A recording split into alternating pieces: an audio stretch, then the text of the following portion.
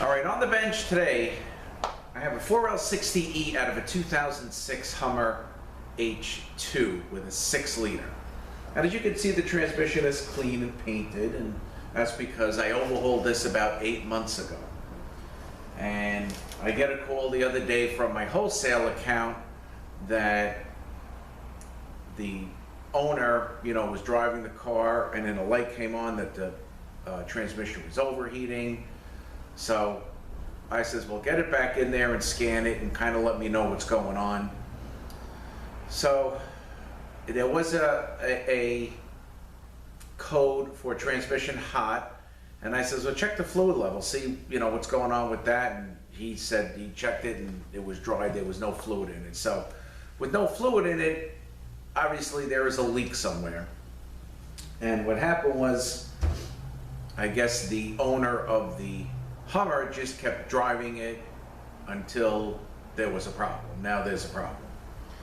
So what's going on, when we got it back here, he filled it with fluid, drove it here, and when we lifted it up, there definitely was a leak in the back by the extension housing and transfer case.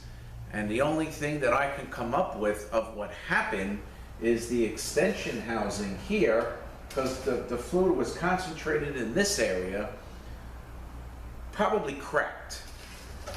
And when we first got this job in, like about 8 months ago, the transmission had no third, and it has no third again because it ran low on fluid.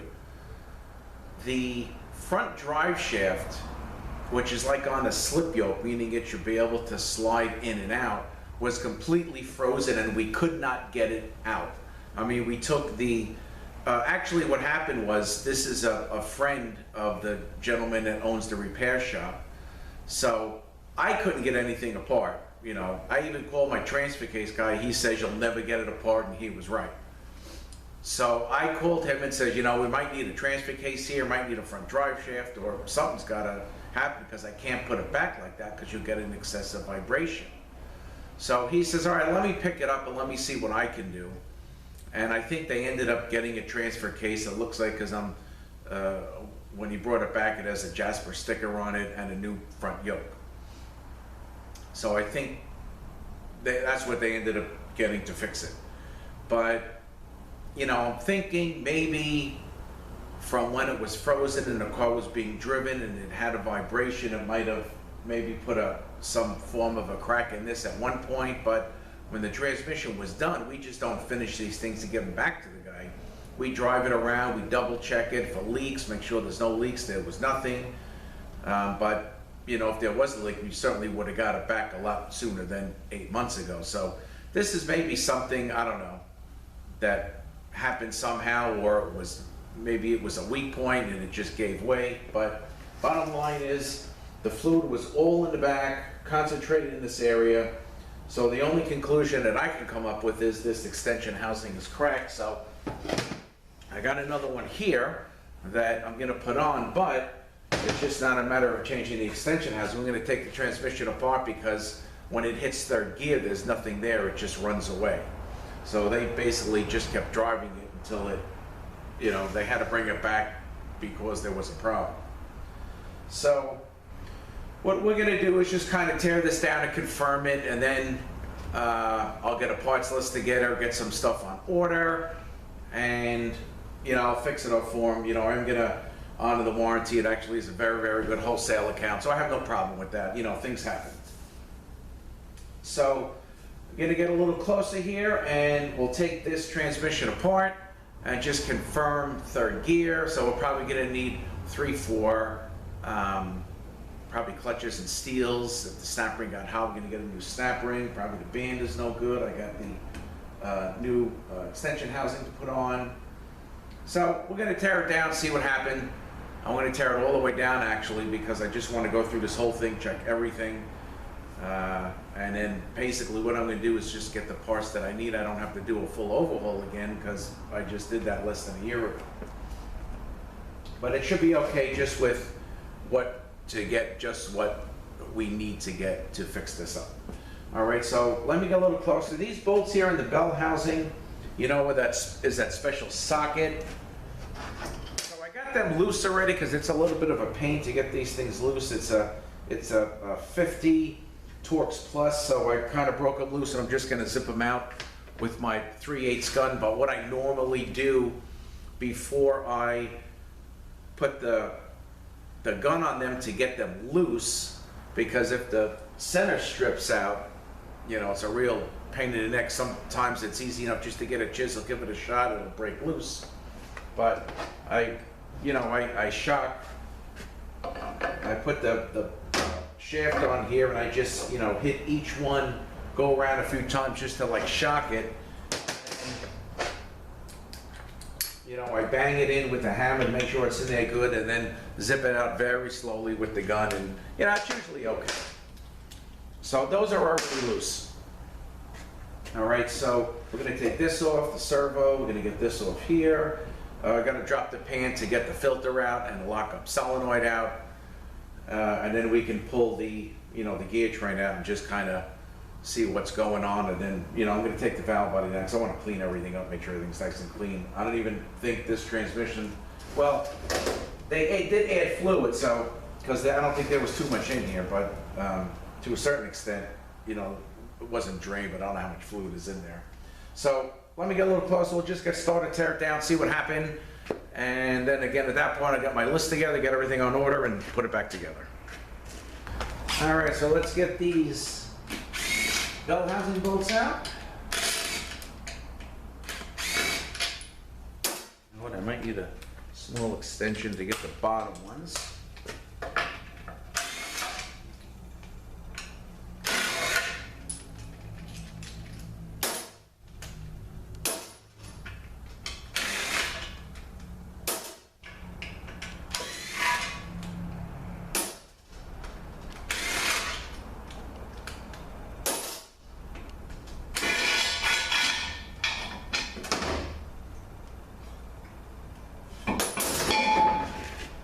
Ready? Here. All right, now let's just get this O-ring out for the lockup converter. Get the pump bolts out.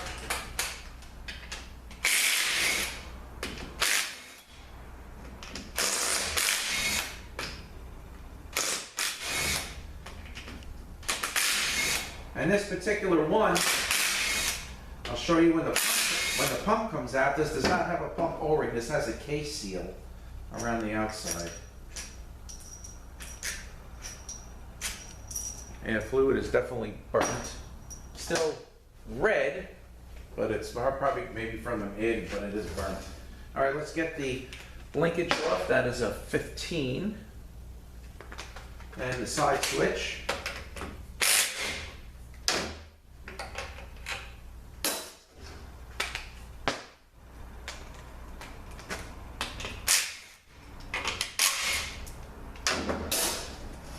Taking one of these switches off for the first time, make sure there is no lip here. Let me bring it down a little bit.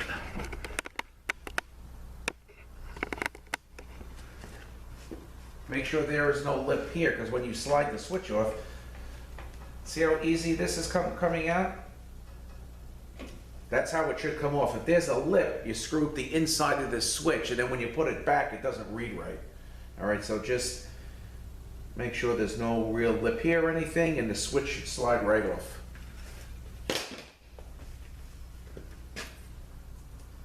Okay. All right, let's see if we can get this extension housing off now. I got to use a 15 swivel. I don't think there's a 14.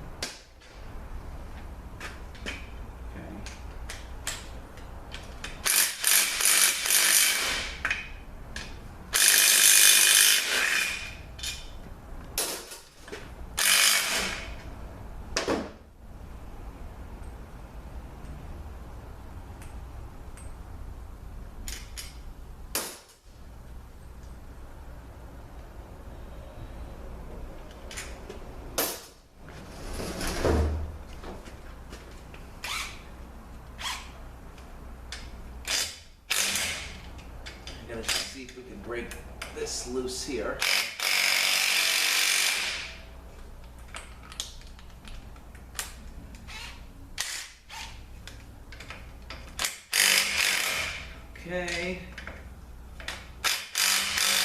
Alright, got it. I can only go so far, the socket's gonna get jammed. So let me just take these out here.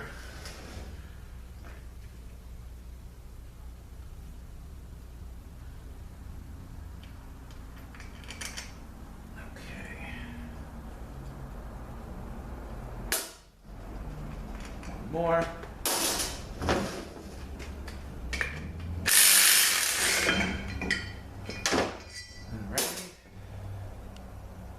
So there's got to be some form of a crack on this extension housing here.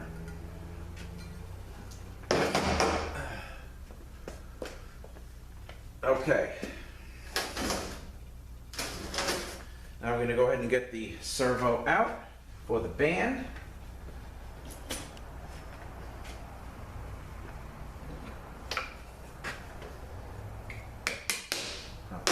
Bring out.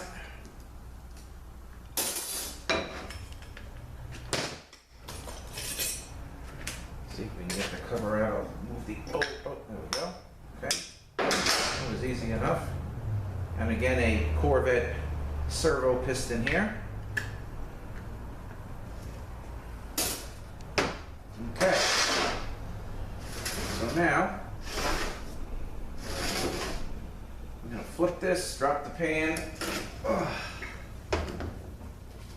I should have drained it, but I did not.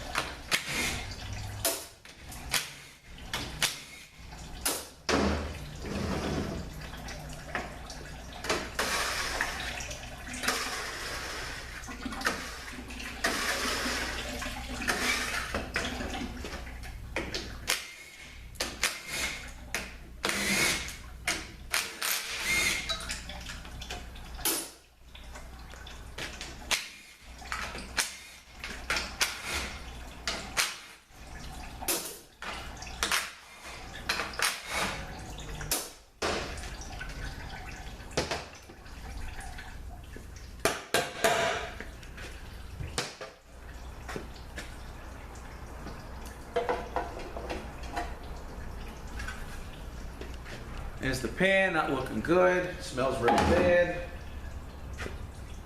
There's the filter.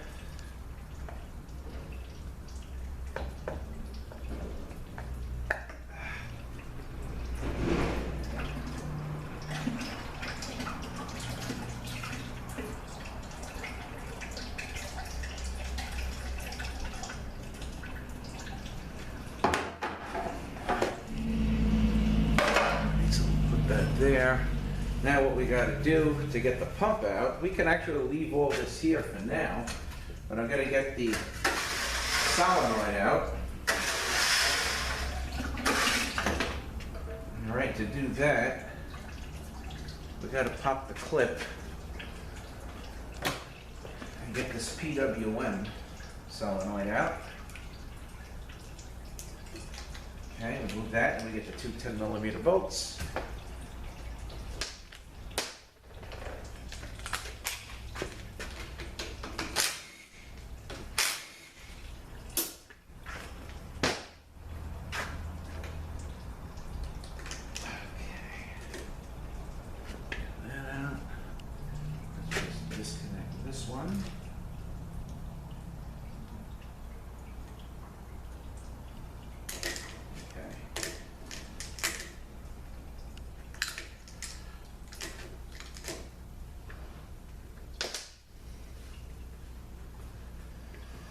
Okay, now let's get this pump out. All right, I want to take the detent off so I can move that back a little bit.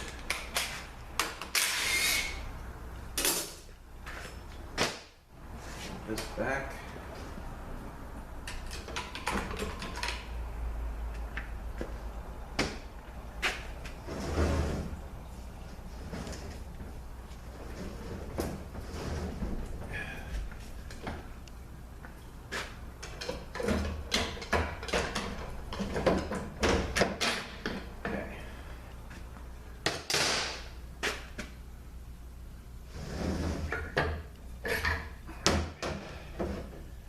the pump. You know, of course, I always do the bushings.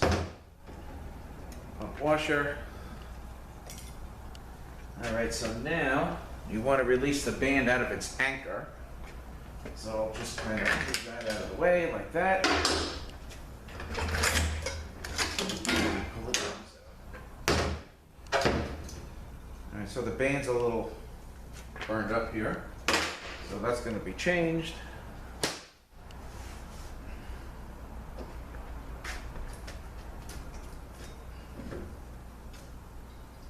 Here's the reverse input drum. And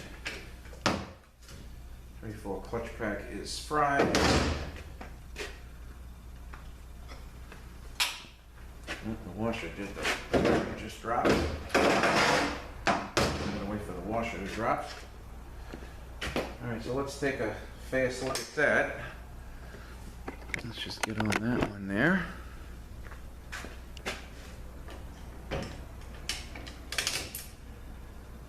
Spring might have got hot and the gap's a little closed in too far, so I'm gonna get that. All right, here's the pressure plate. Yeah, there's really nothing left of these clutches and steels. Okay, yeah, the whole thing shot. Here's the load release springs. These things even are bad.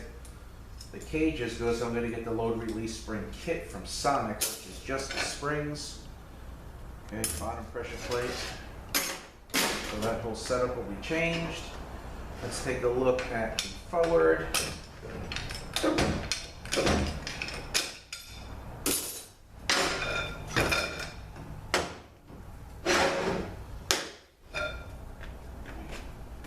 Okay, forward clutches actually are good.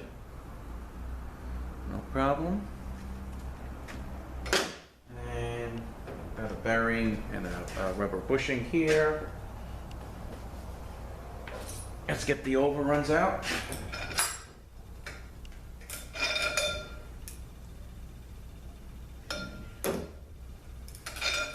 All right, that all looks good. Okay. So again, here is the 3/4 setup that we got to change.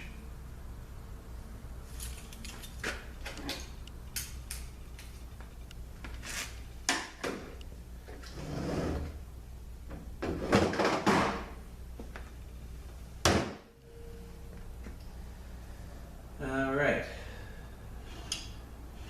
Now let me find the snap ring end, and we're going to take the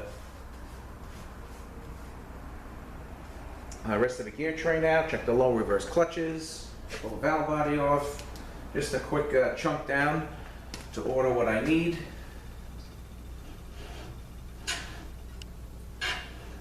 Where is it? All right. Let me get me this here.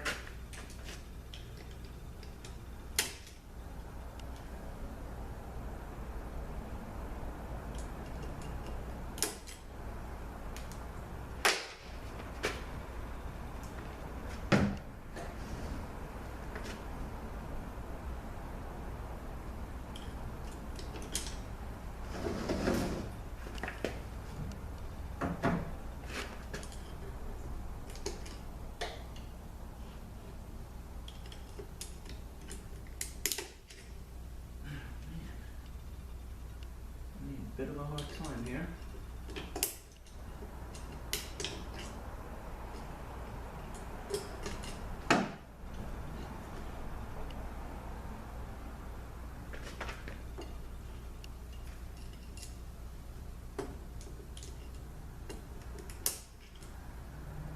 Okay, make that habit.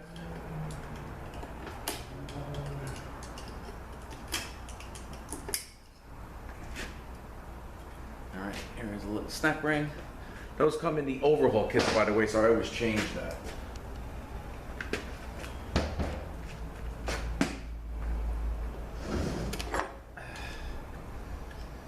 Alright, here is a 6-pinion planet. It's got the big engine.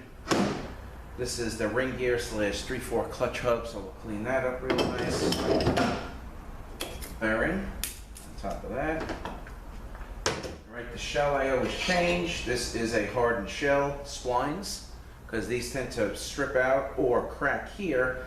And when that happens, no second, no fourth, and no reverse. All right, here's a washer. Let's get rear sun gear. And we got another snap ring to take out to see the low reverse clutch.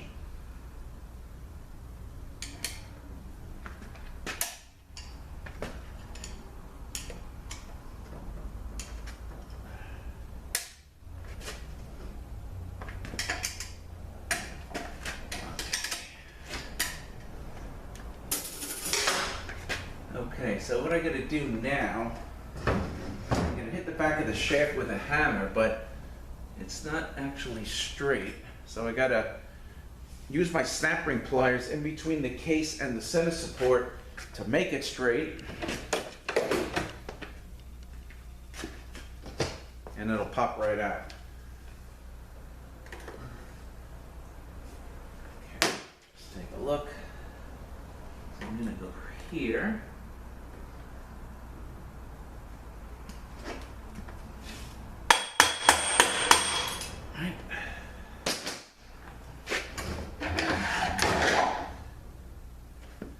Here's the anti-rattle clip, center support with the low reverse spring. I'm going to leave, change that I already did. These clutches look very good. No need to change those. And this washer goes here, this 4-tip, like that. Okay. Got a bearing here and a bearing here.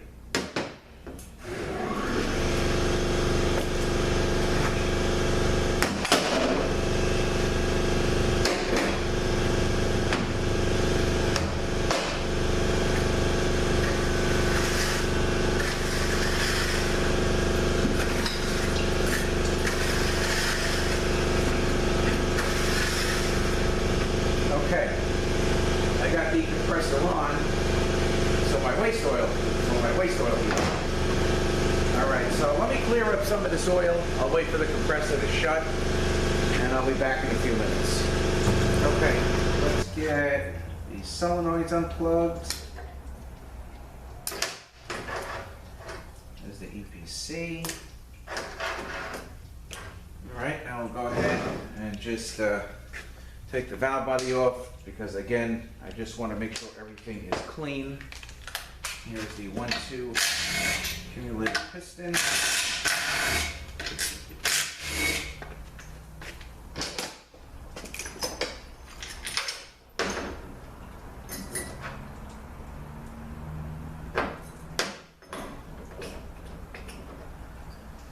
Wow.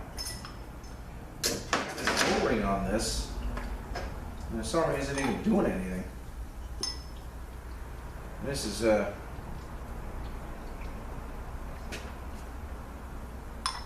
it's a new one. Shouldn't do that.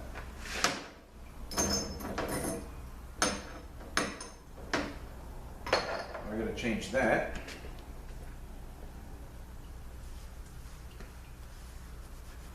All right, let's get the 10mm bolts out.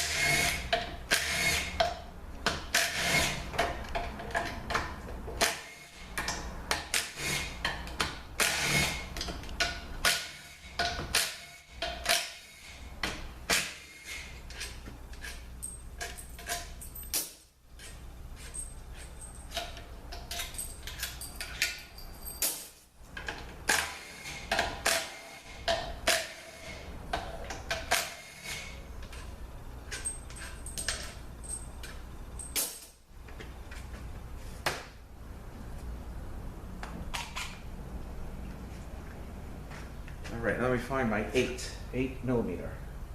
Where is that?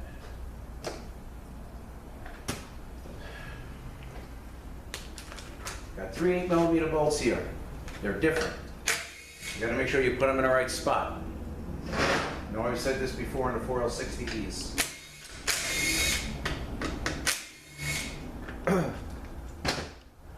You put it in the wrong spot, like say maybe here, and this goes all the way down, you could jam the shell.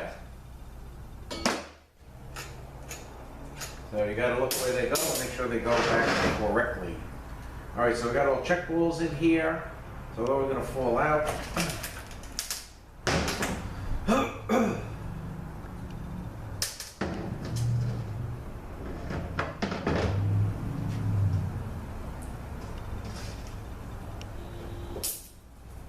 All right, this plate here, if you happen to overhaul and you leave the plate loose by accident, you'll have no reverse or slipping real bad in reverse.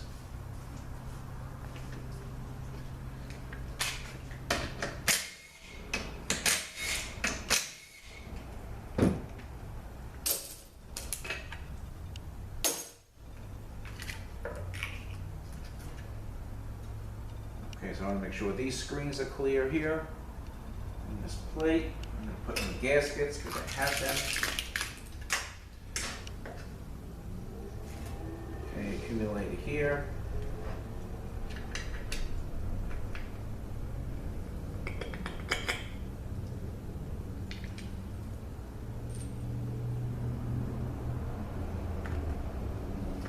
Here's the band and anchor. That's not coming out though.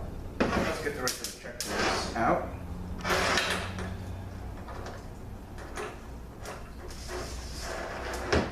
There's one in the case. It was right there.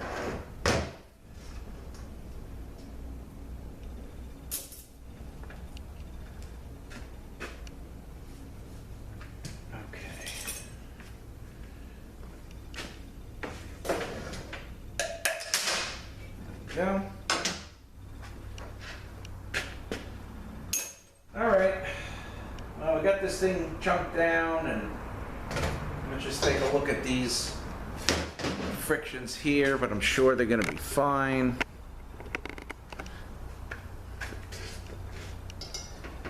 Really just a third from running it low on oil. Yeah, these are good, no problems there.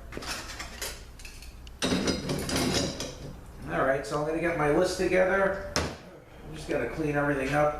This I'll clean up in my wash tank versus in my mineral spirits tank versus the wash tank with the soap and the water. But the other hard parts I'll put in there just to clean up. So it's putting it back together is fine. Oh, 1 second. All right, so that is it for this 2006 Hummer. Again, I'll get my parts on order and get this thing fixed up, get it back in the car, and that's about it. So thanks for watching, everybody. Have a great day. We'll see you next one.